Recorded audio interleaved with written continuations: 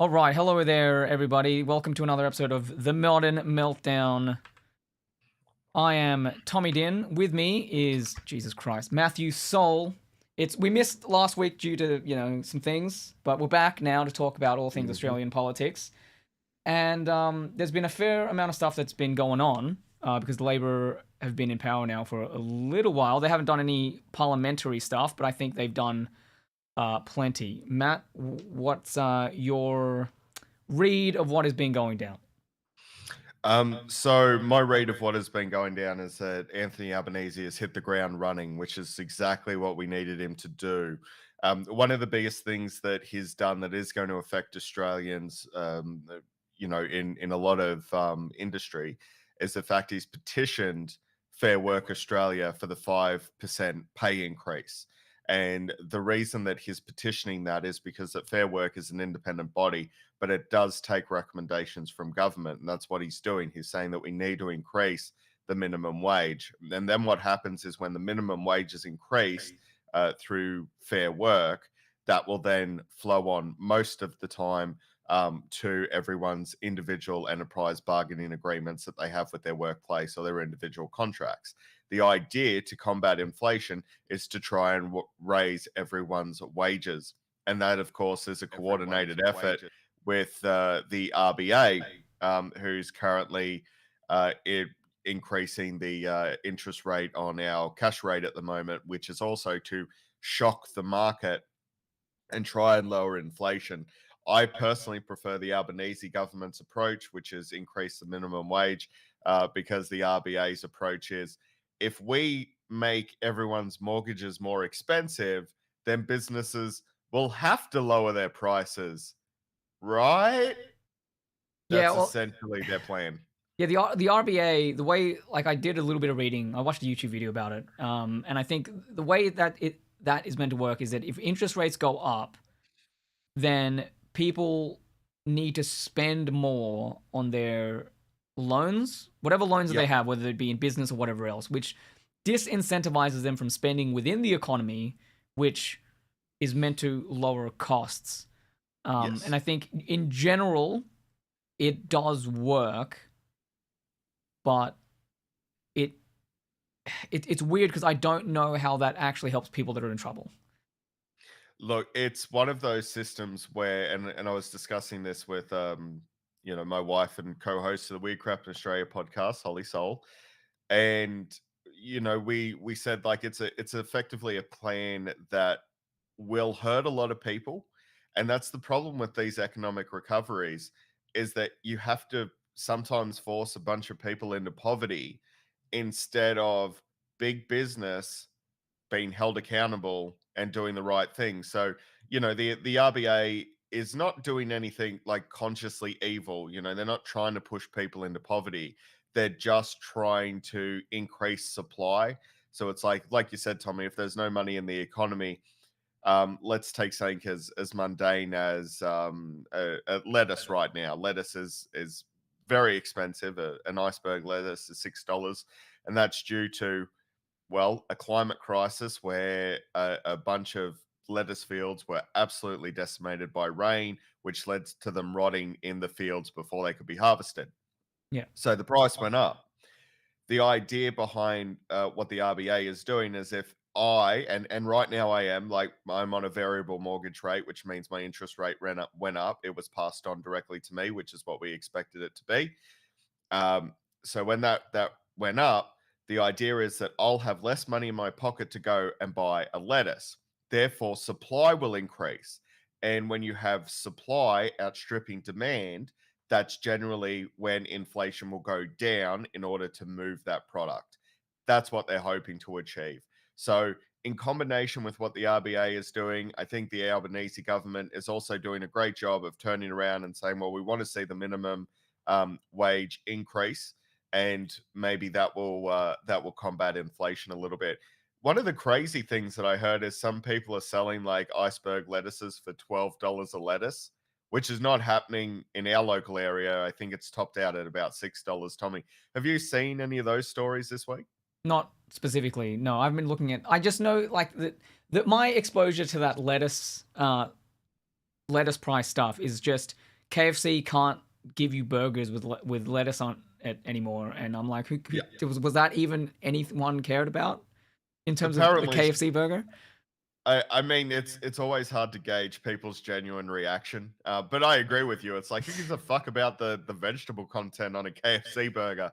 Give But me that's the that interesting thing, delicious right? About fried like chicken. supply and demand style Mm, economics is that there is a ceiling to what we as consumers will spend on lettuce, yeah, right? So that supply and demand stuff doesn't quite work out in its just in its theoretical form. It doesn't play out in reality because it's like, yo, I can get my nutrition or whatever from other sources. So it doesn't matter how rare a lettuce is. I'm not going to spend fucking $12 on it.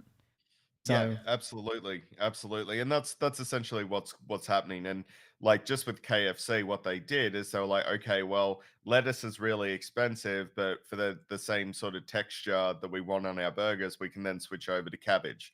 And that's yeah, essentially what a lot of businesses have done is if they've switched over to cabbage.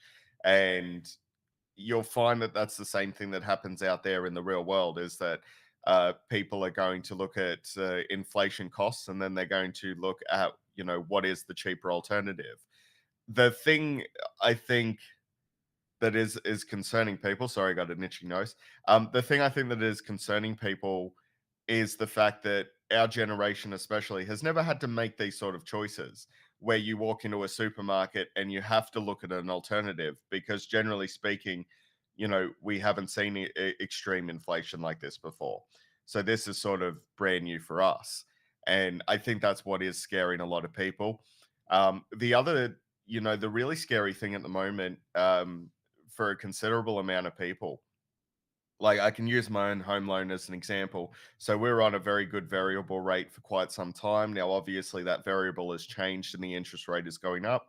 So next week, we're going to have a meeting with our mortgage broker and we're going to see if we can find a rate we're comfortable with and fix that for 5 years so we don't have to be concerned with rising interest rates. We, when we took out our loan, took out the minimal amount of money that we could. We didn't want to overextend ourselves.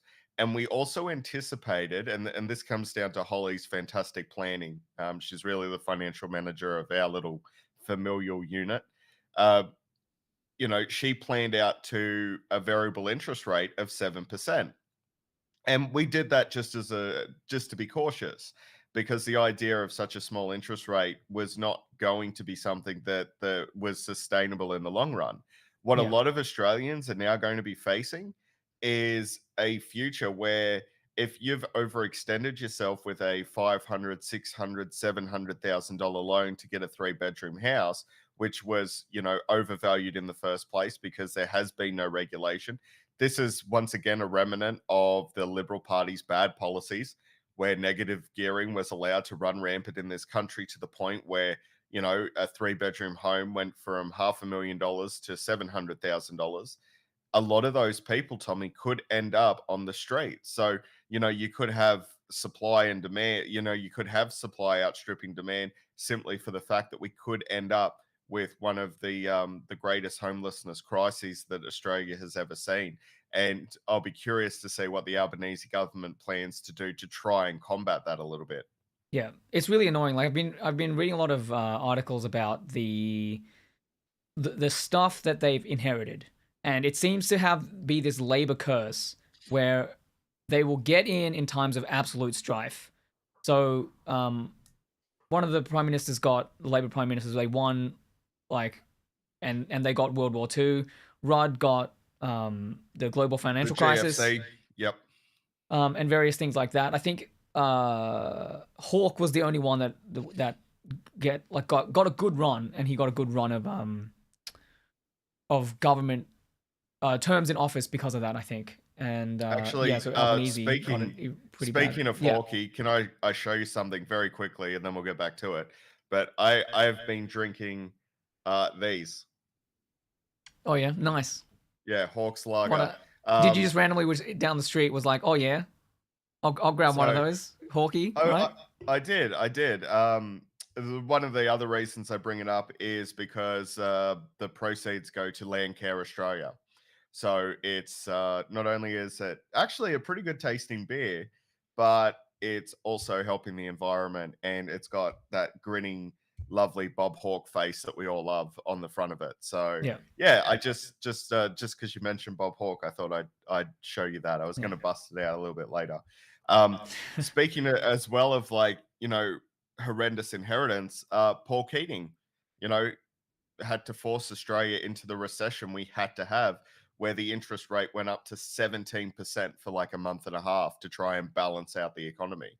The Yeah. Labor government generally always inherit shit because when times are really bad, generally speaking, a progressive government will come in because generally 9 to 10 years of conservative fuckery have got us to a point where you now need a progressive government that actually knows what they're doing. It's like incompetent government is a choice that can honestly be made when times are really, really good. Hmm. Bad government is a choice when things are good. Yeah, like And unfortunately, when times are good, bad governance and like especially lazy governance that the last 9 years have given us, where they just try not to do anything, is fine to a certain extent because you're essentially using up all of the good things that have flowed on from past governments, but also like the times. So like the mining boom yep, that Howard got, he basically just let it ride until things were too shit, and we had to go get Kevin Rudd because he was better. And the same thing has happened now. So we've gotten all these crises that now the media is reporting on now because the government are like, hey yo, check this out. This is actually pretty bad. So one of those is obviously the state of our electricity grid.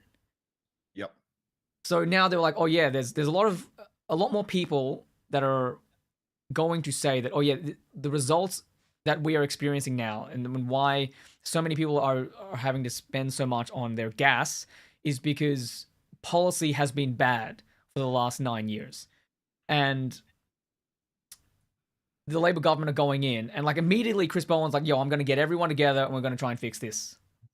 And so that's what's been going on there. And it's good to see a government actually do something rather than yep, just try and frame everything as good and then just waffle on. Because remember, Scott Morrison said in the past that, well, yeah, we're going to go with a gas led recovery for Australia, right? So yep, if his goal was to safeguard Australia's future, going like as a transition to the renewable sector with gas, why didn't he shore up our own gas reserves? It's because he didn't give a shit about our ability to use our gas for our own needs. He just wanted the fucking people at the head of the gas companies to make more money. And that's why yeah. there was no deal, there was nothing put in place. Except in Western Australia, that was like, hey, yeah, actually, you know what? You can export some of this fucking gas, but you need at least 15% of it so that we can keep it for ourselves. And so their gas prices have remained steady for ages. So, Mm. And that's always the problem is that when you look at a conservative government, especially the last one we've had, the very best thing you can call them is reactionary, and that's the problem. Is nothing has been safeguarded. Our infrastructure hasn't been safeguarded. Our economy hasn't been safeguarded from inflation. And I mean, like, so right now, the discussion has been had is whether the inflation that we're now experiencing was that because JobKeeper wasn't managed efficiently. Now, personally, I don't think that's the case, but it's an interesting question to ask. Was there too much money dumped into the economy, or was there an overestimate of how much money needed to be dumped into the economy by the Liberal government at the time? And like talking about our energy concerns, if we'd simply switched over to the renewable model, which is what Bill Shorten wanted to do, 6 odd years ago, then we would have been in a much better position than we are today. There would have been more solar cars on the road. Um, but again, Tommy, maybe, and I know this is probably going to be an unpopular opinion, maybe we do need a good kick in the guts to really cement change that Australia needs to be a strong economy in the future. Is this the kick in the guts that we need to have? yeah, I can't find the exact article that I was looking for, but I'm going to show you this thing. So the Guardian wrote a piece, and there's a couple of other pieces out there that says that the ACT, so where I live, I'm not going to see the cost to my energy bills as much as people in Sydney and Melbourne, for instance, or Queensland, because their grid relies much more on coal. Tommy, you're on those dirty renewables. How are you not paying less money than everyone else? Yeah, and that's exactly why. There was a graph from somewhere about it, which was really neat, where this was actually like not very popular at earlier on, because the Canberrans were paying a little bit more in terms of their electricity compared to the our neighbors in Sydney and Melbourne, because we did more with renewables and stuff like that. So we paid more for their energy or whatever. But now that like the price is skyrocketed, we're reaping the rewards of the policy to go 100% renewables, and this started 10 years ago. So it's been a decade. So this whole rhetoric around, oh yeah, this is just like Ukraine, like messing up with our electricity prices. Like, you can't blame a government for that. No, you absolutely can, because if they had the foresight of the ACT government or the Western Australian government, they would have safeguarded the populace against these kind of shocks. And the ACT and Western Australia proves that, yeah, no, fuck no. You can, if you transition to renewables, you can not be reliant on fossil fuels, and thus the energy is much cheaper and generally more consistent. So, yeah. If there had been schemes in place to turn every single household into their own little solar power station, we wouldn't be in this trouble right now. The the problem is when you have a government in charge, and again, the Albanese government has been in charge for about a month now. Previous to them with the Morrison government, which was essentially, effectively an Abbott-led conservative government for the last 9 years, uh, they were more concerned with pandering to their lobbyists in big coal, big gas, instead of looking towards the future. And not only that, these issues have become political issues. If I walk into your home and said, look, I've got a CRTV from the 1950s, or I've got this brand new flat screen that has a better picture, which one are you going to purchase? Generally, most people are going to say, well, I'm going to purchase the new TV. Now, renewable technologies is exactly the same as that new television. It's a brand new technology. It's going to be more efficient, and it's going to be better off overall. But for whatever reason, people look at coal and they get a big stiffy about it. And the reason that they do that is because the Conservatives turned it into a political issue, because they were answering to big coal and big gas. And, their pockets were being absolutely stuffed. It's one of the reasons that I think our system needs to change. And this is such a radical idea. Most people want to punch me in the face when I say this. Honestly, we need to be paying our politicians more. We need to be paying them more money so they keep their fucking, their bank accounts stuffed with cash, so that they're not so inclined to take money off big business in order to effectively create bad legislation and bad policy. A lot of people think I'm wrong in saying that, but at the end of the day, Australians are competing with Coca-Cola, and you're competing with Google for the loyalty of your politicians. Now, it shouldn't be that way, but that is the Yeah. truth of the matter. Thankfully, with progressive governments, and especially the like, Anthony Albanese has done so much that he promised to do so quickly. It's absolutely been startling, Tommy, for me, because I'm like, wait, this guy is keeping his promises and he's doing it quickly. Yeah, What yeah, the they're just fuck doing is going stuff. on? Like, there's been so much shit that I've been like just hearing about things that they've just been doing. So like, I don't think it's at all going to be a concern with the federal ICAC. That seems like a thing that everyone is on board, and that's just going to get done. But like the Absolutely. fact that, yeah, like he said that he would do the thing, writing to the Fair Work Commission. He did that, even though Peter Dutton was out there fear mongering against that. That he'd already broken a promise. No, he didn't. He wrote the thing. So shut the fuck up, Peter Dutton, please. And again, like with Chris Bowen, like he got all of the ministers from Liberal, Greens, Labor in the States He got them all together and like, okay, how the fuck can we fix this? He got them all together and he's trying to actually do the thing. So it's refreshing to see government actually do something. And also one thing that I really like that I kind of always forget when I talk about these things with people is that there was an article out there where there was some anonymous private school principals or whatever that are whinging about their funding being cut because the Labour government is Yes. actually going to go through and do the Gonski recommendations and reallocate funding. And Yep. thank Christ, and just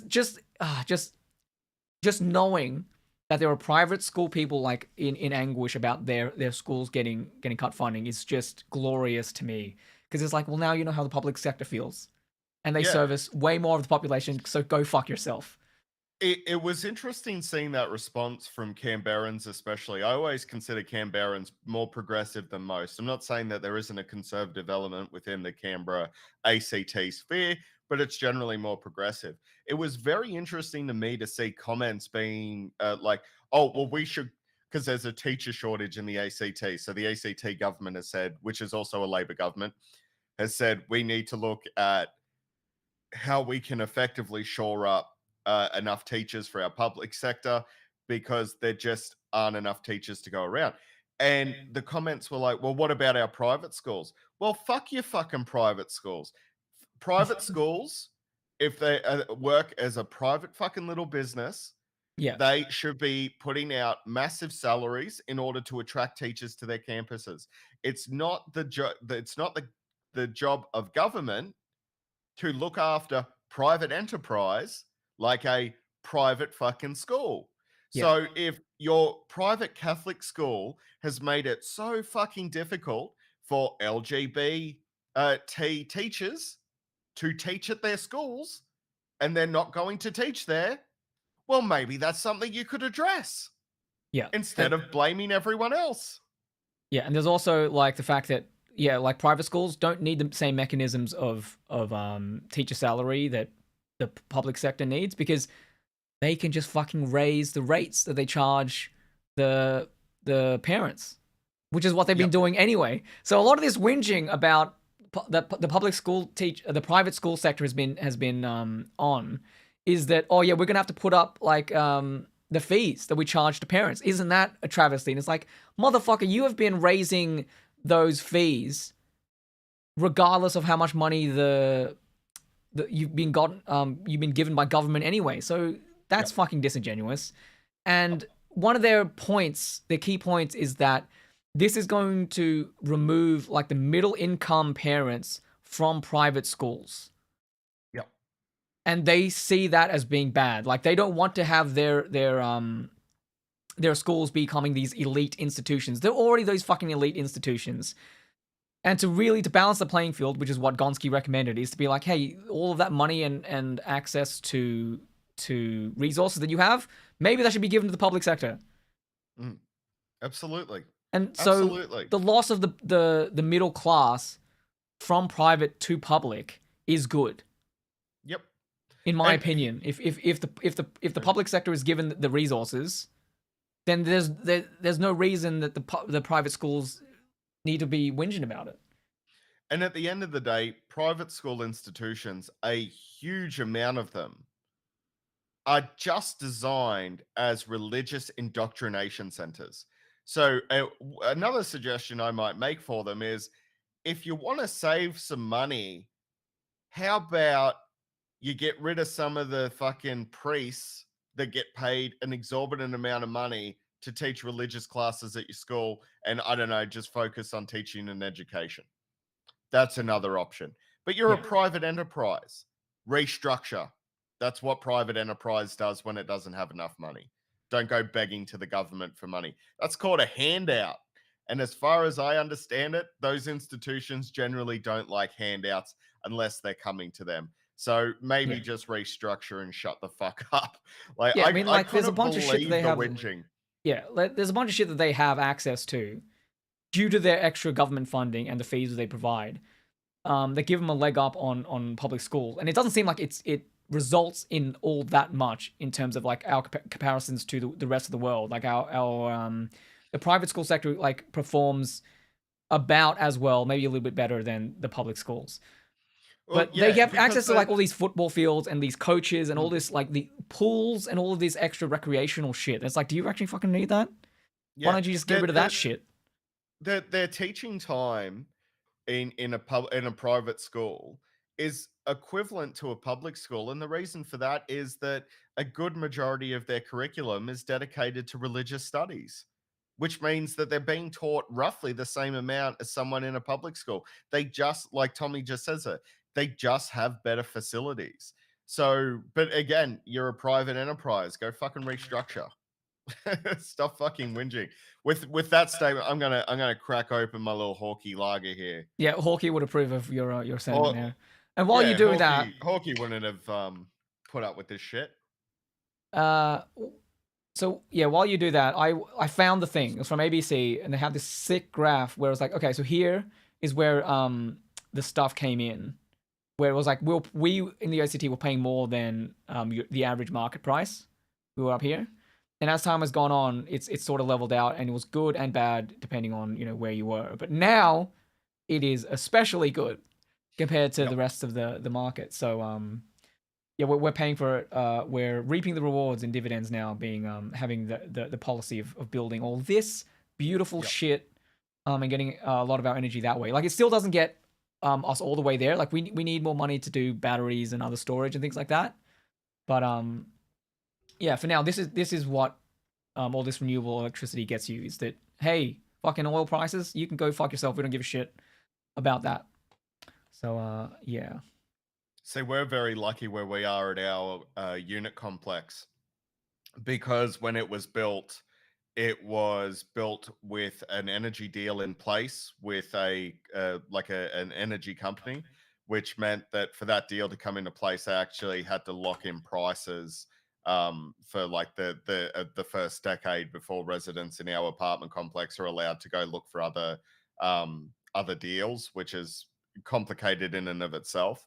But my understanding is a good majority of their power also comes from renewables as well, and that's what you're going to see. Like, what's kind of good about this as well is it's going to force a lot of people that may have been on the fence, because we can actually now, even at my apartment complex, at least for people on the second floor, we can actually put solar panels on the roof, which is good. Mm-hmm. We Nice. obviously have to go through a strata committee to do that, but we can actually get that happening.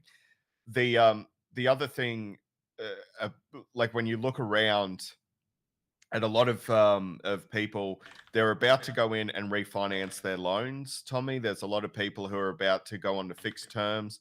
I guarantee a lot of people are probably going to mortgage just a little bit more. Probably add about 10 grand onto their mortgages, and they will be upgrading to solar. You Mm-hmm. will see a lot of people looking to do that. And the more that happens in the country, the more we're going to see these old fossil fuels drop. The only problem is with that drop, for the people who remain on it, who don't have that economic freedom to be able to upgrade their homes to renewables, they're going to feel the kick in the gut. So Yeah. hopefully, So the Albanese government sees some way to be able to get those people into solar without it costing an arm and a leg. yeah, one of the annoying things, and it was another article I read before. It was talking about how the Morrison government has always claimed the climate credentials. The only thing that they had where they could go overseas and be like, no, Australia's good on the climate, is the rooftop solar thing, where we in terms of per capita solar take up are I think number one in the world.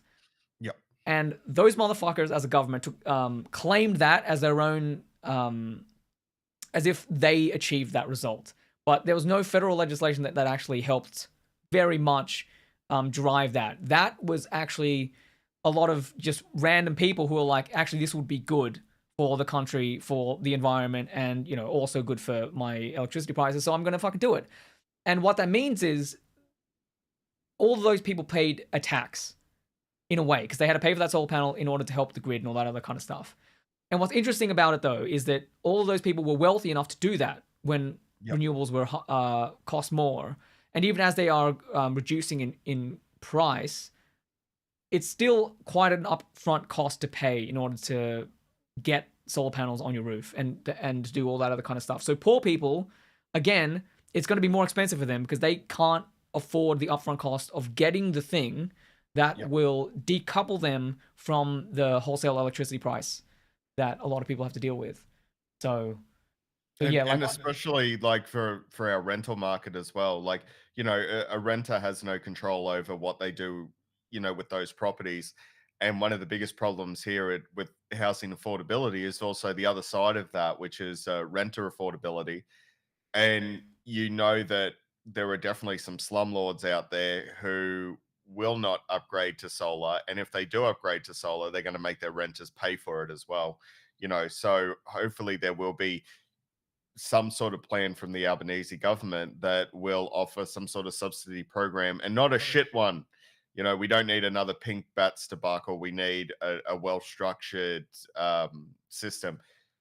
You know, should the government get into creating a solar energy company? Yep, yep. they should. Well, I Absolutely, think they they need should. an energy company that deals with all Yeah. of the energy stuff. Because again, they need to, as the Morrison government called it, gold plate the grid. And I don't see there being any issues in that. I think that'd be a good idea. Mm. But yeah,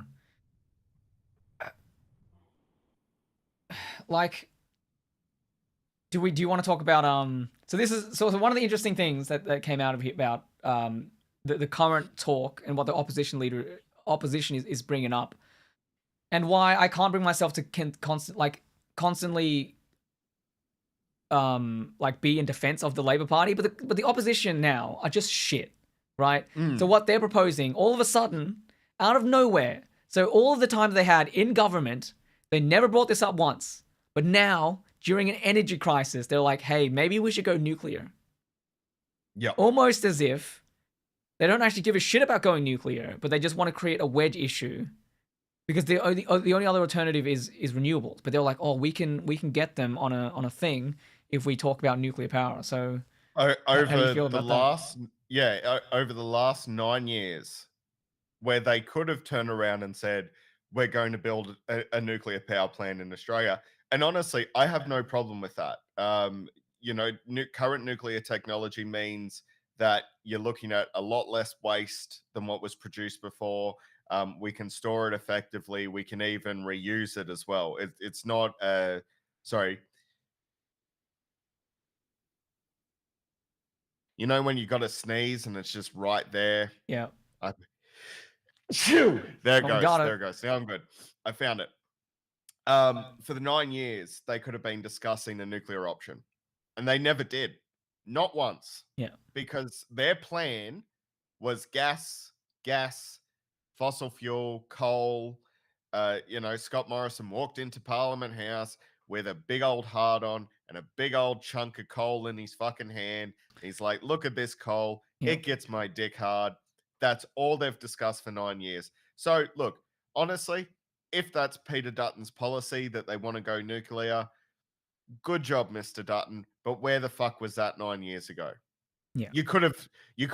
Tony Abbott could have started building it, but it's not the case. It's disingenuous because big coal, big gas, big fossil fuel was right up their keisters, and they're now going to be like, well, we have to create some sort of opposition.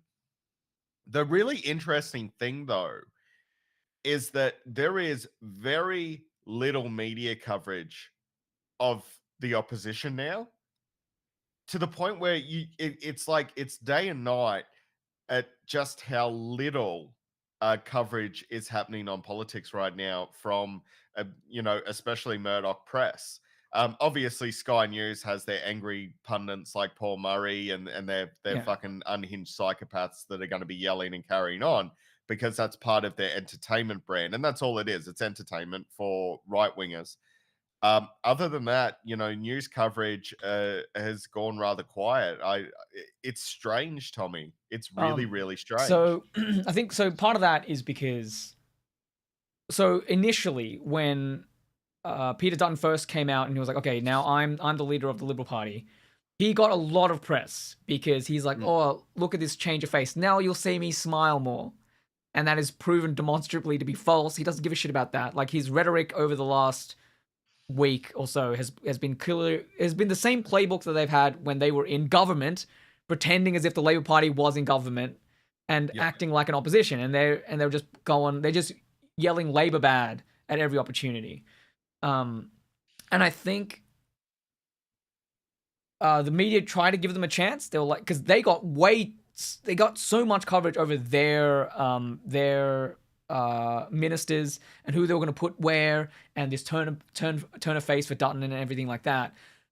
But then Dutton comes out and he basically just completely fucks up, and he kind of revealed. I don't know whether he actually revealed like something that was secret, but he was like, "Hey, yeah, we had this sick deal for like buying American submarines, the Virginia class submarines," and everyone around them was like, "Holy shit, why did you just do that?" And I understand, like everyone kind of understands why he's doing that. He's being oppositional. He's just like, "Oh, Labor Mm. bad. Where can I get Labor on?" And it's like, "Oh, yeah, they're bad with security, so we're gonna attack them on that." And in doing so, he's threatened the country's interests, because if that was a deal, it's now out in the open. And one of the fears that he himself even said was that, oh, we didn't tell the Labour Party this because they were going to leak it, and now he's just leaking it. And it's similar to how Scott Morrison leaked the text messages of Emmanuel Macron, and that shit on the global stage is not fucking good. And I think the No. media is sort of catching on to that, and they're probably not giving them as much press because they are just shit. And the Albanese government have been like, they haven't been fucking up, and they've just been going about their job quite diligently and doing things right. So Well, I mean, talking about foreign security right now, obviously, the one of the biggest threats to the Asia Pacific area is, of course, China. You know, blind Freddy could see that. Everyone is very nervous about what China is going to do. What has Albanese done? First thing he went to the Quad meeting. He's also had meetings and visits with Indonesia. You know, this could be a very important trading partner for Australia, and we also need to shore up our security there. Penny Wong went on an Asia Pacific tour of the smaller islands to shore up our relationships there. And just by being present, they stopped a lot of China's security policy that was going to start happening on those islands. They've yeah, stopped it effectively just by being present, just by showing up. And you can't fault them for that. You know, it's like if you want to talk about security, I tell you what, like this is one of the things that drives me insane. Nuclear submarines that will be delivered to Australia 20 years from now are not going to protect us from any threats because it's 20 years from now and it's 10 of them. You know, this is just I honestly think that both the deals were bad deals. The French submarine was a bad deal because they were diesel subs. And that's not how we're going to be powering well, our no, future they had regardless. nuclear subs, but there was some. It's actually quite complicated. There was some issue with with Australia's capacity to build the French nuclear subs, because we don't have a nuclear industry of our own, I Mm. think, or something along those lines.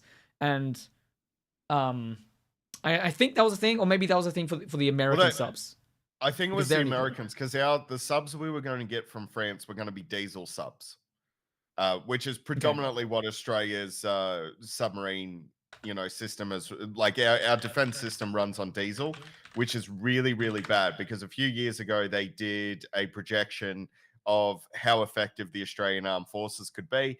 And based on our current fuel storage, our army would be ineffective after 2 months. So pretty much what you saw happen to the Russians in the Ukraine. We would have, which actually shouldn't have happened because the Russians are able to produce their own fuel. We would be in pretty much the same point where our army would just stop running after about 2 months. So I don't particularly like buying weapons regardless. I don't think we needed a bunch of diesel subs. I really don't think we need like a 10 nuclear powered submarines from the US is also not going to be helping us. What we should have really been doing is looking at things like drone production. Drones are easy to build, they're easy to manufacture. You can easily weaponize them very quickly. That should have been something we looked at. And then doing exactly what the Labor Party has now done, which is shoring up our investment with our island partners. That's our greatest defense, honestly, is shoring up our relationship, our Yep. diplomatic relationship with our island partners. Obviously, we have lost out to the Solomons a little bit, but I think we could win that back. And I think attempts will be made to win them back. But a strong relationship with New Zealand, with the Pacific Islands, with Japan, is ultimately going to be the best defense. And a really good defense is your best offense. And if we show that we have good diplomatic ties with the rest of our partners in the Asia Pacific, then China is going to just do what they do. And they're probably going to take a very minimal interference with the rest of their neighbors, and they're just going to continue to do what they do.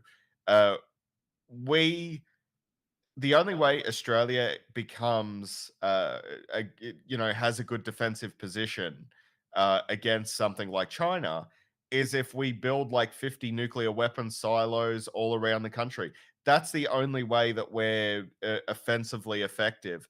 And we don't need that in our lives either. We don't need to be building weapon silos all across the country.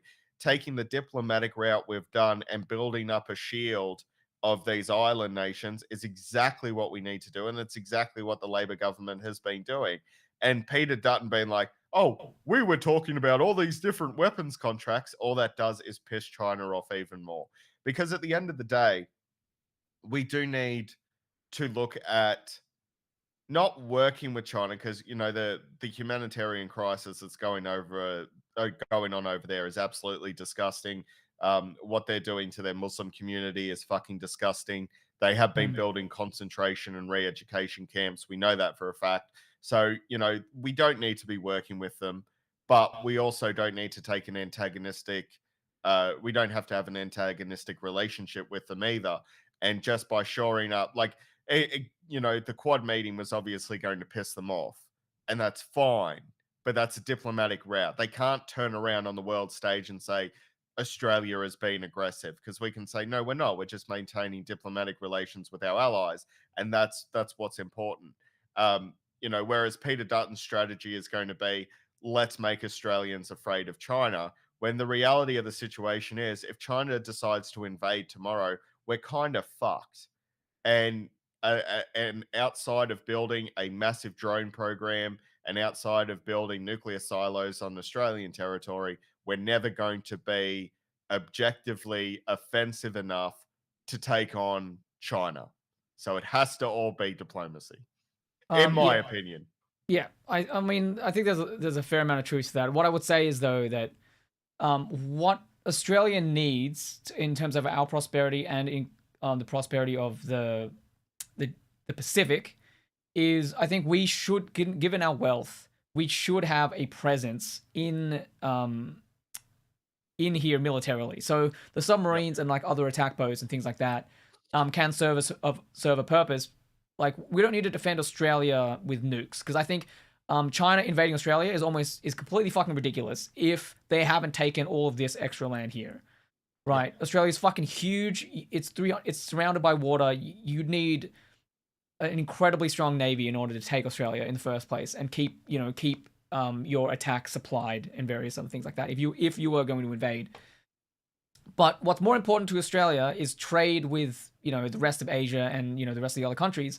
And so if we had more of a presence in the Pacific with submarines, with other attack boats, then that safeguards our trade and the commercial vessels that would be trading with these other nations. And I think that is what is important.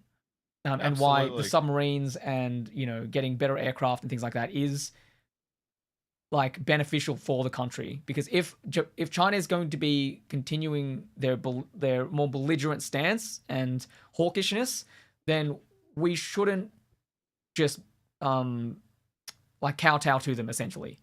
I think we need to up our presence, and by doing so, if we actually have a stronger navy, people in the Pacific will be like, okay, we can actually rely on Australia to defend us if China starts like taking Taiwan, for instance, and things like that. So there's benefits in that respect as well.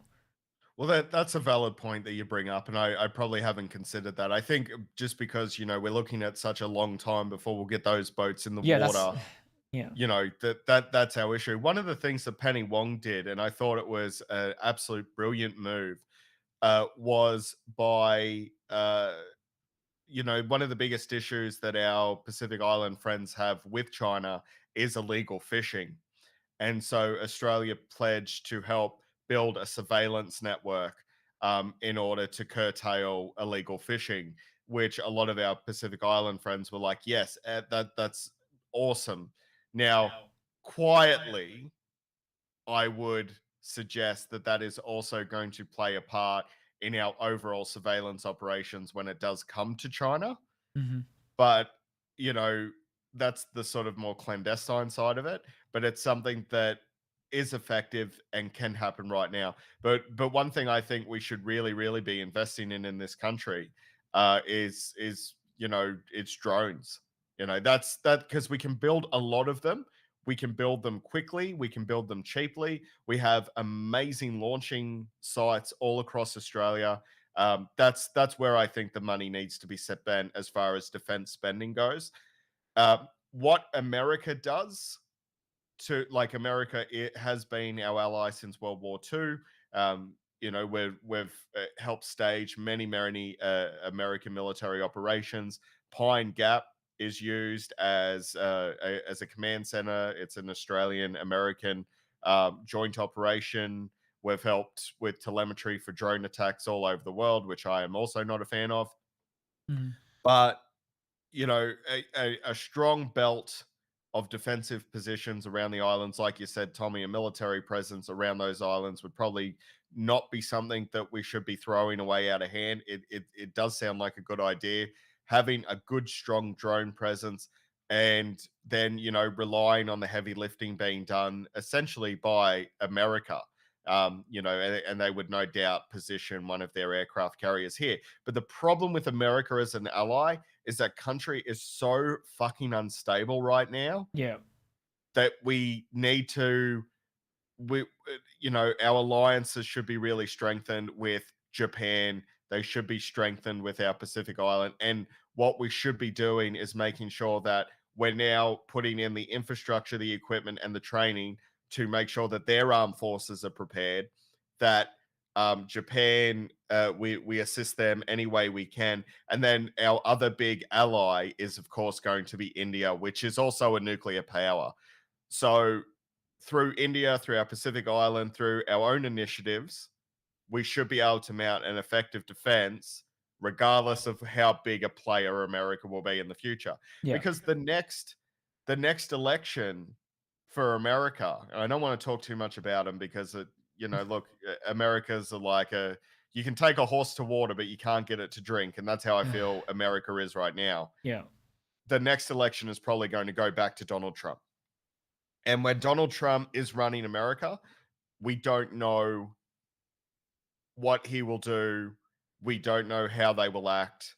And, effectively, America's, what their defensive positions are with the rest of the world, we don't know.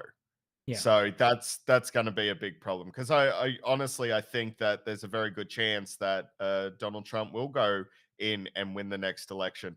The Democrats needed to actually affect real policy changes very quickly. They haven't been able to do that, and they're just as feckless and ineffectual as well. I don't know if the Biden administration has actually achieved half the things that they wanted to achieve, if that at all, just due to the Republicans in their Senate. So, can Australia trust America over the next couple of years? No. So we have to make sure that we're defending ourselves and that we're helping our allies mount a proper defense as well. So Yeah. I that's mean, how we do it. yeah, look, domestically, America is kind of burned. I know you don't want to talk about this too much. I had all these stories about guns and things like that. But Mm, we won't talk about those. But I will say this: I think the one thing that we can rely on America for, even in times of chaos and even under their bad leadership, is their military strength. That is something that yeah. they're for the very for the next 50 years probably they're going to be ahead of everyone else on just because of the just how much fucking money they spend on that shit. Yeah. So There, in that regard, and because we're allies, we're probably good on that respect. But yeah, like if they implode, that might be an issue. mm. Because I'm, yeah, I mean, the early markers of a second civil war in America are there. It'd yeah, be foolish. A lot of people are, suggesting that they're headed straight to it. I don't think they're headed straight to it, but the seeds are being planted. And if yeah. America goes into a second civil war, then that is going to cause bigger problems as far as their reliance for us as allies. So, you know, Yeah, but they're still do like that's the weird thing. Like like I wonder what will happen to their. I assume even if there is a civil war in America, the army and the navy and stuff would still function kind of as it is now. I don't think they'd do anything really mm, stupid. They just won't invade another country, but they're what they would do routinely day to day in terms of their presence on the world would basically be the same. mm. Um, I'd like to think like I can't imagine If if a civil war happened, they'd be like, okay, turn yeah, all the boats back to America, for instance, right? yeah. If you were going to see in my opinion, if you were going to see a coup happen where in regards to the American military, seeing them pick sides and whatnot, it would have already happened after what happened in America in the January 6th Yeah, just attempted redneck Matt. insurrection. Yeah, okay, so just real quick, I read an article, and this is from an Australian newspaper as well, where they were speculating that if nothing is done during these trials or whatever that's going on right now, that is referring to the January 6th stuff, if no one punishes these people, then it'll be what happened at the end of the Civil War, where the KKK and stuff formed. They're like, oh yeah, we can actually just do this because we're not going to get punished for it. All of our leaders got Yep. pardoned. Let's just go. And so if that happens again, there is legitimate concern that the people who orchestrated that, like the Proud Boys and various other groups like that, will be emboldened to Mm. just keep going and try again. And next time they're Yep. probably going to be a little bit more successful. Yep. So The the only yeah, saving grace when it comes to that whole incident and the people who are involved is they're so fucking stupid that they're so poorly organized that they're not as ingrained into the systems as they thought they were, that they were incredibly ineffective. But like you said, Tommy, what does an emboldened right-wing terrorist group look like? That's the interesting question there. Can I there was just two things I wanted to cover because we're already into an hour. yeah. Um, just quickly, uh talking about that submarine deal because the theme of the day does seem Oh to yeah, be I defense. forgot to segue into that. Yeah, I'll bring that Um, up right now. Okay, so so yeah. this definitely plays out in two ways here, this particular deal. Number one, it goes to the effectiveness of Anthony Albanese's government because the projection would be that we would lose about $500 million. Sorry, 500 500 million million euros. euros Yeah. over the failed deal, but they've actually managed to get that sum down a little bit more. Sorry, it was meant to be. They were looking at the cost really expanding out, but the Albanese government was able to get it down to 555 million euros, which is really good because that brings down the cost of the failed policy, the former government's failed policy, down to 3.4 billion, which is a saving from the 5.5 billion that the Senate estimates was told would result from that program. So that is great. The fact that we've literally saved billions of dollars on a shit deal. Sorry, not a shit. Well, I didn't like that deal anyway, but we've saved billions of dollars from the absolute shitty actions that were done by the previous government. So once again, the Albanese government is doing really, really fucking Like well yeah, here. immediately. And I think a lot of that is like if Morrison was still in charge and this thing went down, there is no way the French government would have been like would have told the company that was going to do the building for this to go easy. But I think Yeah. there is a Yep. certain level of like, okay, this is a new government. They clearly seem to be better and more competent, so let's give them a chance. Let's, and I assume there was some negotiations on that where they're like, hey, we wouldn't have fucked you like the other guys, right, or whatever. Yep. And we would have managed this much better. Please just give us a chance. Show us some goodwill, and we'll return the favor later on down the line or something or whatever. And immediately we're seeing the fruits of that, and like exactly the same as the energy stuff that we were talking about earlier. You get these guys in, and you forward plan this stuff, and you get better outcomes. And Labor is just Yep. better at that than the coalition. Like demonstrably, like even here in this tiny bit of thing, and like this is probably not going to get much play on the bigger news stations, but because I haven't actually seen this it brought this story brought down in these terms. It's just been, and to be fair, it has been fairly new, but it's like all I've heard is just that, oh yeah, the scrapped submarine thing is going to cost us 830 million. That's all I've been hearing, but not Yep. anything about this. So, but we'll see And I if, mean, this on comes other, from yeah. Murdoch Press too, so I'm like, okay. I think, yeah, And it's one thing for it to be like on news.com.au, but I think it's another if like someone on the ABC or Win or Seven as presenters on like the nightly news cover it. So we'll see what happens later on tonight if anyone actually brings that up, because that's pretty significant. But the problem is, like, yeah, if they say this, they have to say that the coalition was bad and that Labor is good. yeah, And I don't they know have to. if the media are capable of doing that. They can't frame anything positively in terms of like Labor doing a good thing. It's just you can't do that if you're balanced. So even if it's fucking true, yeah, it's going to be very difficult to spin, so I imagine that they're just going to ignore it. But yeah, like you said, Tommy, this does present a rebuilding of our relationship with France, because they are working with us to resolve this issue that never would have happened under a second term with the Morrison government. And it's a 9 years the coalition government has been in place, and their supporters still say they're stronger on economy. oh And yeah, I will never fathom why that well, opinion, like, a good financial conservative is not the same as a conservative, and people need to start getting that into their heads. But this is just another example of Albanese hitting the ground running. Look yeah, what he's accomplishing in a couple of weeks. It's so refreshing just to see that um, happen in real time, and that's what we're seeing right now. yeah. And the second thing I wanted to bring up before we wrap it Was that the up, fun? Was that the fun Tommy. thing? Okay, just real quick, Matt. Before Yep. that, because we're talking about conservatism and stuff like that, it's hilarious to me that monarchists are saying that our government is undemocratic because we have a minister there that's whose goal is we have a minister for the republic, which basically Yep. signals to the electorate that one of this government's goals in the long term is to change us to a republic and reduce the Queen's influence. Because the fact that the British Queen, is our head of state is fucking ridiculous.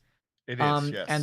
they've put in a minister whose responsibility is for us to transition to that and to prep the populace in terms of accepting our own constitution without the Queen as a head of state, and have our own democratic system.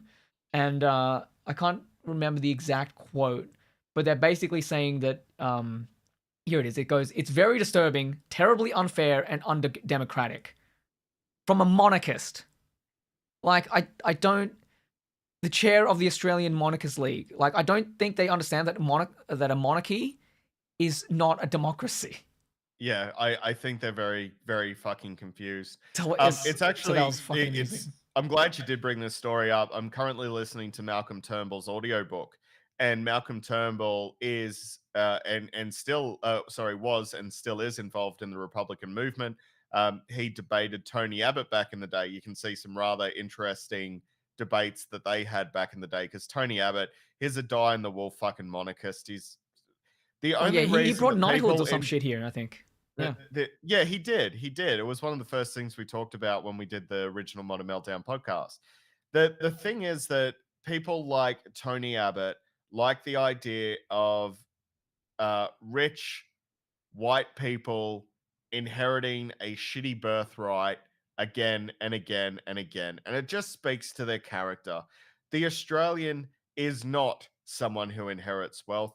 The Australian is a battler. The Australian is multicultural. The Australian is someone who does it tough on a land that doesn't really like them. That's what an Australian is. An Australian is not someone who's born with a silver spoon firmly up their asshole. And that's what the monarchy represents. That's what it'll always represent. And even in Britain, ask a British person who can see past the propaganda.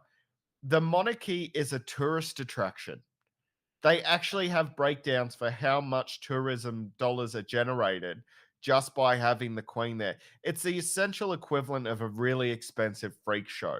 And that's all it is. And we don't need an expensive reality TV fucking freak show representing us as a country. It's just unnecessary and it's a waste of our time. Not only that, it's a waste of our money. The last royal visit we had to Australia cost us $2 million in taxpayer dollars because Prince Harry was born Prince Harry. That's it. And it's absolutely ridiculous. So in Malcolm Turnbull's book, they lost the referendum, and I remember the referendum happening when I was a kid, and I remember some of my like and it's so weird to think about this back in the day, but when we were about, I think, God, we must have been like 13 years old. But I remember one of our friends being like, "We're sticking with the Queen," and he was really fucking excited Mm. about it. And it still seems so weird that propaganda like that can reach children. Um, but the Malcolm Turnbull in the book says, if when we did lose that referendum, we knew that it had to then sit for a while, and the only point where we could bring up the Republican movement once again would be during a transition of power. So that's what we're going to be seeing soon. Queen Elizabeth done extraordinarily well to live as long as she has, but no doubt the scepter will be passed to Charlie, Yeah, and that could be happening within the next 3 years. yeah, and he's So way less popular. yes. So starting to set up again, once again, for that referendum, it is the right time to do it. As Malcolm Turnbull says in his book, the next time that Australians will be open to this idea is that transition of power to Prince Charles, because Charles is not going to be as popular as Queen Elizabeth, and that will be that opportunity. The question is, what sort of system does Australia go to? Is the Attorney General essentially like is that role simply renamed, and you have the president of Australia, but they serve a similar purpose to say the attorney general does now. So that person is selected by whichever party is in charge. And, in times of crisis, they're able to dissolve parliament, just like what happened with the Whitlam government crisis. Or do we simply elect a proper presidential leader? Yeah, it'll be I interesting to see don't. like the form in which the republic takes, and how much of It, it is like compared to what we have now versus what America is, for instance. Um, Yeah, I don't think there's, even within the Republican movement, based on what Malcolm Turnbull says in his book, and I tend to believe him because he has essentially ran the Republican movement since the early 90s. There isn't any love for bringing in an American system. yeah, I mean, yeah, So which is I think is important, because the American system is so broken and it's so corrupt, and we just don't need to see that here. So our preference voting system, in my opinion, is far more democratic than America's system. And I don't think we'd ever see that, because the yeah, Americans, the way they work is it's not really majority vote. You can actually lose the majority vote, but each state is given so many votes themselves, and then those votes are totaled up, and that gives you the president Yeah, effectively. It's called the Electoral College. the American system is a complete mess. I don't think we'd ever use it. I Yeah. think No. in terms of the vote, it would be similar to how it is now. But like I think at the, like because we don't know what's going to happen, it's not really worth speculating on. But I will say that it is a good opportunity to do Some like at the same cleanup. time do electoral and other like democratic reforms. Yeah, And it's absolutely. important to think about this kind of stuff because you say that, oh yeah, there's no reason why Australians have an appetite for the American system. Well, here's an article from the Sydney fucking Morning Herald by Jim Reed, who is the founder of Resolve Strategic. So this guy is a pollster, Yeah. okay? And here, and this was just after the election, he was espousing this idea that, oh, our system is bad because Albanese won, essentially, right? And he goes, I'll just read from here. Deny that differentiation, the major parties are reduced to making the other guy appear less electable. Negative preference votes beget negative personal campaigns. Destroying Morrison was enough for Labour, just as taking down Gillard was enough for Abbott. Voters despise it, but it works. So the idea here is that you don't need to play to like big, strong ideas. You just play towards being as part of the center because since you can vote along the extremes and the preferences just flow down to the more centrist candidates. That's what you get. That's what this guy is saying, right? And then he goes on to say that the alternative to preference voting is a first past the post system. A system where you simply vote one and nothing more. One person, one vote, fair, simple, and as elegant a solution as democracy itself. This guy is fucking stupid. I cannot believe that he's a pollster. It ensures you're using, just real quick, mate, I'll finish this off and then we can talk about it. It ensures you're using your vote carefully and positively to elect someone or something you actually want. The parties must rise to the occasion because they cannot win votes by default. It works elsewhere, and our polling says that most Australians support it. This would truly take politics back to its roots. And I would be very curious to know the way in which he framed the question that most Australians support this. But yeah, it's a dog shit solution. The reason why we have the voting system the way we do is because we saw the flaws in the first past the post system because it is not that representative. You just need to cross a line, which means if you get 33% of the vote and there are like a shitload of other candidates that are sucking in votes, the majority of the people don't want the person who won. So, that's right. 70% of the rest of the population don't fucking want that person, but you get him anyway because he's the most popular. And there's heaps of strategic bullshittery that can happen in first past the post systems. You just need to look at America for that. Even despite their gerrymandering, you get that kind of shit. Brexit is a result of first past the post, okay? That's right. Exactly. Exactly right. These sort of individuals, honestly, need to be punched in the fucking face. And the fact that a pollster is saying this just speaks to the desperation of the polling industry, which, let's face it, after what we saw with this election, after what we've seen happen in America twice now. Did you hear the story about what happened in England? No, I didn't. So in the previous election, like just before the previous election, there was a poll done by, I can't remember the group, but they do the Australians polls, news poll. They do news poll. So in England, those guys were like, oh, there's a poll that's very good for Labour. It makes Labour look very good, very popular. And they were like, we're not going to release that poll. And anyone who does is going to get fired. So there was a massive amount of coercion in terms of not releasing that poll.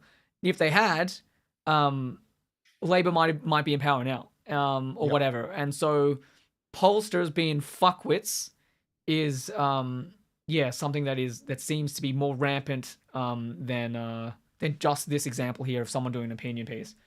So yeah, it's pretty fucked. I don't know if you've seen it, Tommy, but I recently watched Irresistible, which was written by and directed by Jon Stewart, stars Steve Carell, and it is one of the best political satires that I've ever watched. Jon Stewart knows America better than any American on the fucking planet. I dare anyone to convince me I'm wrong of that. The film is called Irresistible. I would highly encourage you watch it, even for the last 30 minutes. where they really look into the industry of polling. It is Hmm. fucking incredible. If you want to see just how fucked America is, This watch is this an movie. It's example. as an example. This is It's yeah. only This is about one example oh out of the many. okay. So one of the funniest things is that they have this massive injection of funds, and Steve Carell, he's basically gone to this small rural area because they lost after Trump, and they want to try and find electable people for the Rust Belt. So they finally generate enough money through donations. And so what they do is they hire their like dream team of pollsters. So they're like, Topher Grace plays this pollster, and he's like, this is the best pollster in the business. And he's like, when everyone was saying that Hillary would absolutely smash it, this guy said she'd just win by a slight margin. And he goes, yes, and if the election had been held 2 months afterwards, I would have been right on the money. And of course, that's not how it works. But Yeah. by moving those goalposts, they can always say that they're right, and that's a great example of that. And they've also got a data an analysis there too, and she's arguing with the pollster, and it's a very very interesting. Only goes for an hour and 45 minutes. It's currently on Netflix in Australia, and I'd highly highly recommend it. Quite It's nice. Yeah, sounds good. I'll probably absolutely watch that. fascinating. Yeah, nice. Cool. All right. Well, all right, Yeah. Matt. It's time for your story. Your Now, final one. Bit just of so this is my feel good story because we can do that now. We can actually have we feel yeah good we do whatever we stories. want. I wanted to You talk know, about the boys. But this is fine. We'll keep to this. so and we can actually talk. I want to watch the next episode. That's the first thing I'm going to do when I finish this stream. Tommy is jump right on to watch episode 4. Okay. Um, so part of our obviously shoring up our diplomatic relations with the rest of our area, New Zealand was always going to be on, that tour effectively, and so this is the first time that we're seeing the wonderful Jacinda Ardern, who's done an amazing, amazing job for New Zealand, Yep. made up Another Labour with person, by the way. Anthony. Yeah, and they're another Labor Party member, and she's meeting up with Albanese for the first time. And I saw that photo of the two of them, and I was just like, "Oh, I like that. Yeah. That makes me smile. I'm happy." And their official gifts to each other, they swapped vinyl records. And I thought that was lovely. It was just nice. It's just everyone was happy. And then there were a bunch of like right wingers slamming the gifts to each other. They somehow managed to politicize that, but um, Wait, you why? know, Like, what? Do you know any of their reasoning? I Because it, leaders give leaders other gifts all the time. Like, oh yeah, here's this like ceremonial sword or whatever. Like, why? there was What are they whinging there was about? some slamming of the choice of gifts. It was so ridiculous. I didn't even bother looking into it, to be honest with you. You can go like I'm sure Sky News Okay, has sure. their Yeah. their Okay. commentary on it. But yeah, so Albanese was given a couple of vinyl records by New Zealand bands, and then we of course exchanged with them a couple of vinyl records from Australian bands. Yeah. So I thought that was really cool. Quote from I think Jacinda Ardern, if I'm reading this right. She said he was kind enough to gift me Midnight Oil, Spider Bait, and Powderfinger on vinyl, so we left him with a few Flying Nun treats in return. Flying Um, Nuns is they're all good bands, honestly. I think Classic apparently classic Flying Nun music. is a label and not necessarily a band. I remember just reading it on Pole Bludger. Oh god, where is it? Who like these guys just active and they just post things. I remember they posted the picture of Albanese and Jacinda Ardern like almost in a hug, and they're just smiling, and it just says "Lefty Love," and people commenting on that. I'm like, Yeah. fuck yeah, dude. Yep. Yep. Um, I saw that there's this lovely picture of the two of them, yeah, like they're just smiling and happy. And I was like, "Oh, there are our political parents. Look at how happy they are. This is yeah, it's gonna good be to see great." like leaders come to our country and not be like, oh fuck, it's Morrison, I have to deal with him. And now it's Yep. just like, oh sweet, it's Albo, let's go. Like they're super pleased about it. And you Yeah, see that everywhere he goes. absolutely. Everywhere he's gone so far. He has had a fantastic meeting in Indonesia. Him and the Indonesian president, they rode wooden bikes together, sustainable bikes. So they went on a tour of the palace. Over it, of course, he met India's leader. They got on really well. Japan's prime minister was exceptionally welcoming. Joe Biden cracked a joke with him, which, good on Joe Biden for actually being able to get out of his Also, seat and laugh for also about two remembered his seconds. name as well. Sorry. Also remembered his name, Yes, yeah, that was which very is handy. bonus. Uh, and obviously Jacinda Ardern has been very happy to come across the pond because New Zealand's been treated like shit over the last 3 years. Effectively, Australians, but still holding on to New Zealand citizenship. There have been people who have been here since they were 1 or 2 years old, have unfortunately found a life of crime, and so our answer is not reform and keep them here because they're effectively Australian citizens. It was let's Yeah, since they're criminalize them, technically let's run them New through our prison Zealanders. system, and then let's ship them back to New Zealand and make it New Zealand's problem. Yeah, It's a fucking joke. So at the end of the day, obviously New Zealand is much happier with this new government. The whole Asia Pacific seems to be, and those lovely photos and lovely gift exchanges just make me feel a little bit more comfortable, especially because we're going to be in tumultuous times. um don't forget, it's going to be hard for everyone.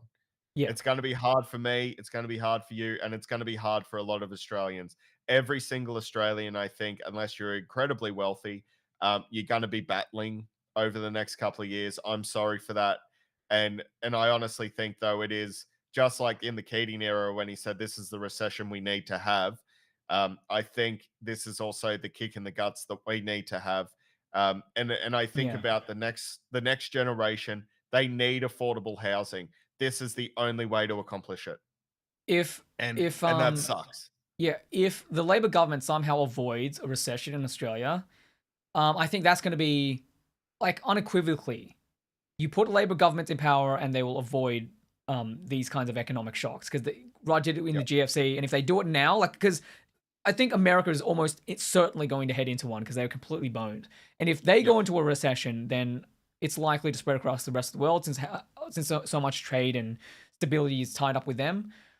So if Australia can somehow avoid that, I think the Labor's credentials would be just like I think like solidified. I don't know if you'd Mm. be able to spin the narrative the other way, but the Murdoch press will try. They So will. Yeah, the old saying goes, like, if America sneezes, the rest of the world catches cold. The American economy is just absolutely fucked. yeah, I mean, like And their dollar determines the value of everyone else's, right? So yeah, they are but quite ingrained with everyone else in that regard. if I can quote one of my favorite movies, it is the darkest before the dawn. I think we are at that point. I think it's going to be tough, but I think everything that's happening is going to be rebalancing things for the better. If Yeah, mortgages are more expensive and housing supply goes up, the next generation is going to be able to get into a home. And that is exceptionally important. I worry about the future of my family.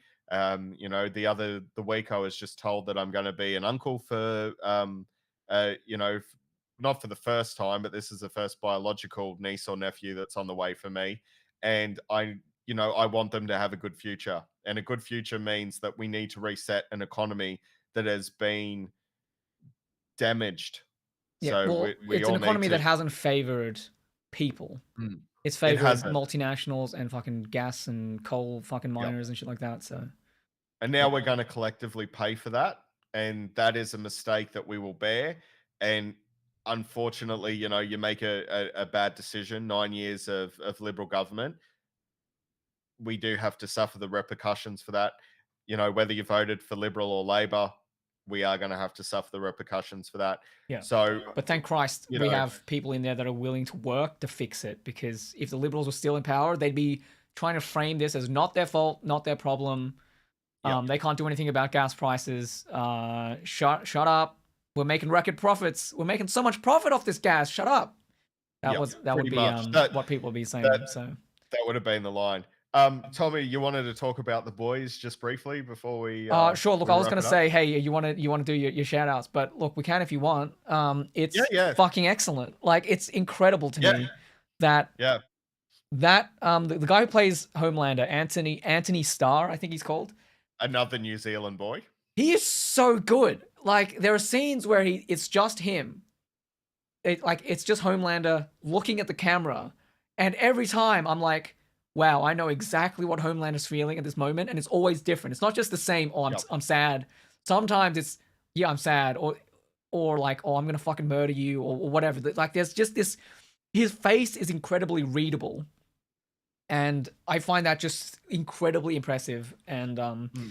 yeah, like I think you brought it up before. The gore factor is up to almost like another level that you didn't think. You're like, how are they going to make it even gorier and stuff? And they have, and that Yeah. is a thing. I don't necessarily know if that's good or bad, but it's enjoyable, I guess.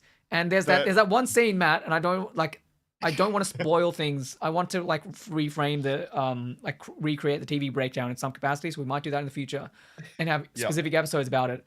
But yeah, that scene with what's his name? That scene you said that was like it's not even gory, but it made you feel queasy. It did, yeah. You're talking about episode 3? Yes, where he has to Yes. eat the thing, and it's like Jesus fucking Christ. Yep. Yeah, I that was uncomfortable watching, dude. there were 2 really shocking scenes, in the first, like, I think the first 4 episodes are up.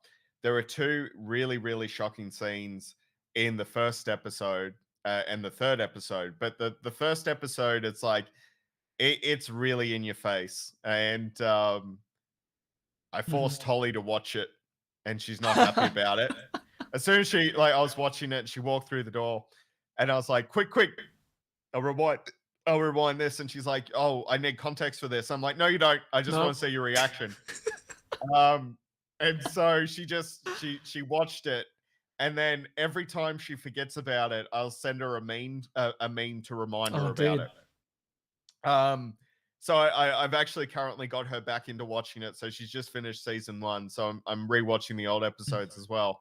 My brother Lindsay said like I was like, "Oh, have you started watching The Boys yet?" And he's like, "No, no, I haven't yet. I didn't even know it was up." And I'm like, "Well, the first 3 episodes are up. Go watch it." Wednesday, he's like, "What's your Amazon password?" Send that across to him so he could watch it.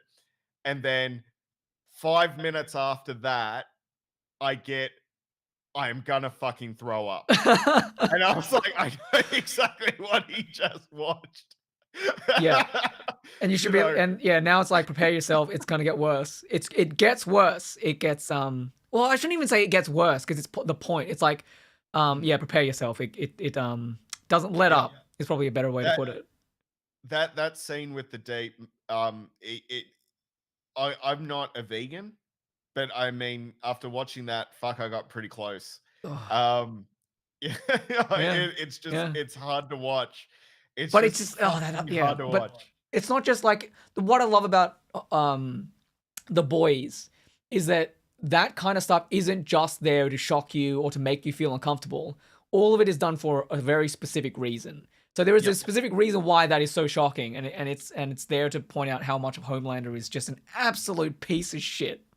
Yep. Yeah, Honestly, I think The Boys, aside from that film that I recommended, Irresistible, The Boys is probably the greatest American satire that has come out in a long time. It lambasts, corporate America. Like and this is not a corporate spoiler. America, There's the celebrity culture, the reality growing television. yeah the growing trend of the internet personality or the like social media stuff. Yeah, Yep. the It's focus now groups. like, uh, they're essentially putting, the same reason that Trump was popular is now the same reason that Homelander has now refound his popularity, which is terrifying to me. Mm. But there's a point where the couple of the characters are roaming around an amusement park, and there's like, Pride Burger, and Brave Maeve Lesbian Burger and like they're just all these different like ways that corporations are monetizing. You know, they use that term online now, that virtue signaling, which I don't like a lot of these throwaway terms because I think they're really stupid. Woke, virtue signaling, all that sort of crap. But that's Yeah. essentially what the corporations are doing in this, and the writers are like, hey, like these corporations are evil, heartless fucking corporations. Let's not forget that, even though they've found a way to, they've marketed your activism, they've marketed your progressivism, they're marketing your conservatism, and you're being marketed to all the time. They're just turning your political ideology into products. And The Boys is very, very good at doing that. And not in an in your face way either. Like, you can just enjoy it for what it was. Though one review I did read of it, I love The Boys because it's apolitical, and I nearly fell off my fucking seat. Yeah, look, Apolitical. you say that to me, that might be a meme. I feel like someone is memeing. Um, That but yeah, was an like IMBD review. look, it's the internet. I think people are trolling, memeing. But I like hope so. one of the things like I found, I think it was in episode 3. Because I've been paying attention to more of this stuff now because a lot of my like video game analysis is of this nature, and I watch a lot of YouTubers that do reviews of film and TV and stuff like that as well, and they talk about like the structure of stuff. And as I've been going along, I've been noticing a lot more in terms of films and movies and TV shows that there's this really cool structured way they're formatted. Just in a way they're a lot like essays.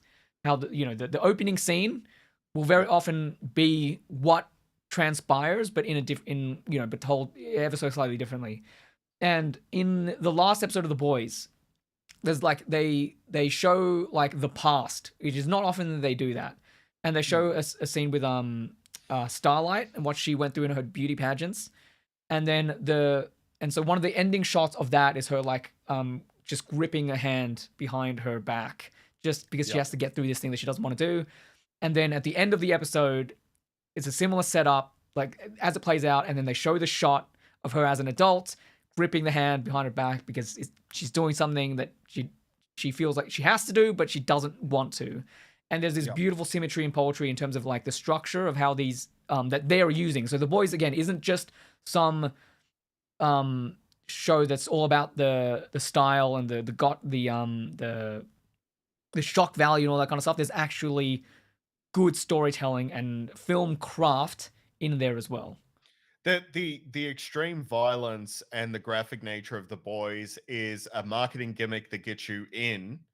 Um, Once you're in there, though, like if you're not getting more out of it, maybe increase your media literacy a little bit, because it is beautifully written and it's expertly crafted. Like Tommy said, and yeah, like film is generally a good film is like an essay. It should have a structure. It should be trying to, what it introduces in the introduction is justified in the body and then comes full circle in the end. That's why, I see The Boys as a perfectly presented university essay on a subject.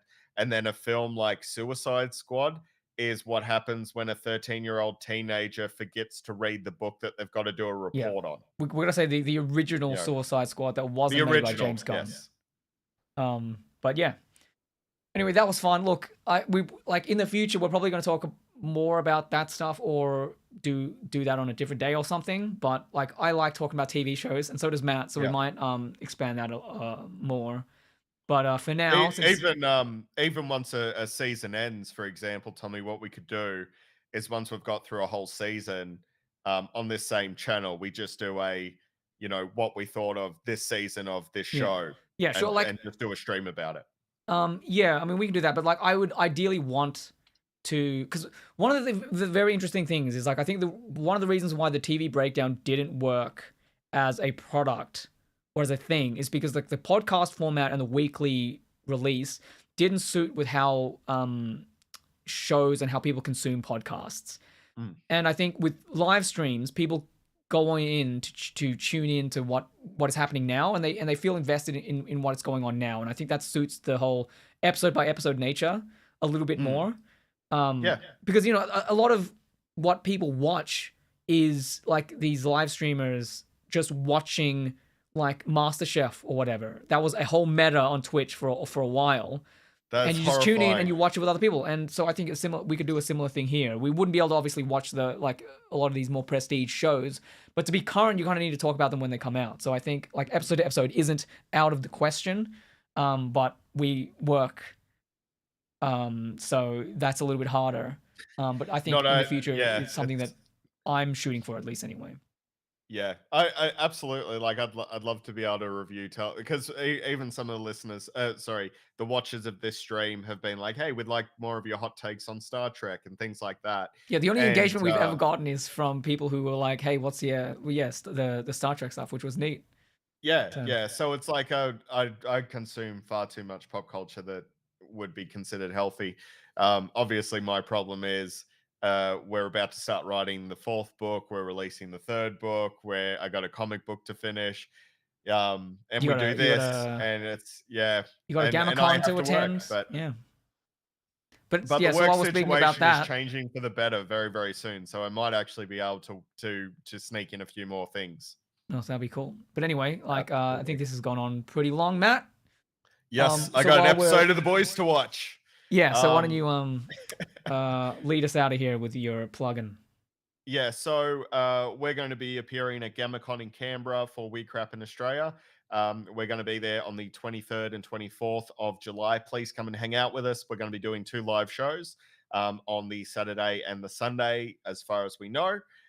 We're also going to be previewing our third book as well. We're going to be reading a chapter from that. So come and check that out. We'll also be available for signings, photographs, whatever you want, even if you just want to come up for a chat.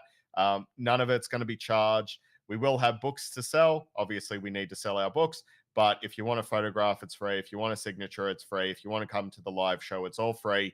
We're not going to charge you for any of that stuff because I don't believe in that. If you show up as a fan to meet me, then you deserve a free signature. I don't think that's too much to ask. I'm obviously not a big celebrity that needs it as their bread and butter, so I'm not trying to rip on them. I'm just saying that for what I do, you can keep your money for an autograph. If you'd like to check out some of our other work, the We Crap in Australia podcast releases every Monday with a brand new episode. Our We Crap in Australia podcast documents all sorts of Australian stories. We've done stuff on politics. If you enjoy politics, we did cover the fall of the Menzies government. We covered the Federation of Australia. If you're into your more weird, esoteric shit, we've done the Witch of King's Cross. We cover UFO abductions. And encounters. We've covered Yowies, all sorts of cryptids. If you're into your true crime stuff, we've done stories on the lesbian vampire killer, the gay vampire killer as well. The every single serial killer that Australia has put forward, we've covered all of those guys. And we've also done pop culture, which we also covered on this very briefly today. So if you're a big fan of pop culture, we've covered things like Priscilla, Queen of the Desert. We've covered the start of the Saw franchise, all that sort of stuff. Believe it or not, the Saw movies were nearly 100% an Australian product. And the first movie that came out is about 80% Australian. So if you want to know how we're connected to Saw, check out the We Crap in Australia podcast, rather. You can find me hanging out on social media, We Crap in Australia on Facebook and Instagram, and our Twitter account is at Weird Crap Oz, AUS. You can check out that. If you'd like to grab a copy of my book, We Crap in Australia, Volume 1 and 2 are available in paperback from lulu.com and our great mates at impactcomics.com.au. You can also grab that book from the Kindle store and my graphic novel, Australis Award nominated graphic novel, Weird Killaroo Semper Fi. You can grab that from all of your local Australian comic book stores. I'd highly recommend you go grab that, or you can grab that from killaroo.com.au. Cool. Okay, Matt. One bit of house cleaning. Gary was talking to you about Christmas movies. Yep. And he was like, "Doesn't your logic with Die Hard mean that Saw is also a Christmas movie?" So since you No. were talking about Saw, okay, no, okay. So Gary, our friend Gary postulated because he does it. So there's a wonderful meme debate about whether Die Hard is a Christmas movie or not. So for whatever reason, this is stuck in Gary's crawl, and he wanted to say, well, Die Hard came out around Christmas, which it didn't. It came out in October, so technically it fell within the horror movie era, so that's fine. It actually, October is horror film season, so it didn't release at Christmas. For me to consider saying a Christmas movie, it has to have Christmas elements. John McClane reunites with his family for a Christmas party at Nakatomi Plaza. Those people at the Christmas party are taken hostage, and John McClane kills the people taking them hostage and also frees the hostages and gets everyone reunited for Christmas. John McClane effectively saves Christmas for his own family and himself, therefore making it a Christmas movie. Another great Christmas movie is Gremlins, right? In Gremlins, Gizmo is gifted to Billy Peltzer as a Christmas present. The Gremlins wreak havoc over Christmas, and if Billy Peltzer and his friends and Gizmo don't stop the Gremlins, then Christmas will be ruined for everybody. Hence making it a Christmas film. Yeah. So my friend Gary, who's a great dude, and I got nothing against him, doesn't like that Die Hard is a Christmas movie. And so his argument currently is that for something to be a Christmas movie, right, that he's saying that I'm suggesting that a Christmas movie is a Christmas movie because it premieres in December. That is not correct. That is not my opinion. A Christmas movie has to have Christmas elements within it to be a Christmas movie. Now, my own bias here, I fucking hate Christmas movies. I'm not a fan of Christmas movies. There's like two I like, one being Elf, the other one being Krampus, and that's really about it. Because I don't like, I think Christmas is all about consumerism, Well, and by your logic, Die making Hard. everyone feel bad. And Die Hard is also a Christmas movie, right? You can push Batman Returns because that's got a lot of Christmas elements in it, but that's pushing it. Mm-hmm. But I like to call Die Hard a Christmas movie because it pisses people off. And I'm never going to stop. Yeah. I'm never going to stop because I don't like Christmas movies. There is like two good ones and Jingle All the Way if you're drunk. And that's it. Sure. Okay. Look. So this is a long running beef because I remember we had a whole like special episode of the Modern Meltdown just to fucking talk about this bullshit. So look, I thought it was amusing that Gary brought it up, and just as a meme, I was like, oh, he's actually fighting back. Let's do it. I didn't expect the whole spiel. Anyway, look, I'm gonna let you go, Matt, and watch The Boys. We'll reconvene again next week, same time, probably 12 p.m. unless something catastrophic happens, which is a possibility. But we will attempt to be back then. But until then, hope everyone has a good week. We'll see you next time. Yeah, and add Die Hard to your Christmas movie list. Ugh.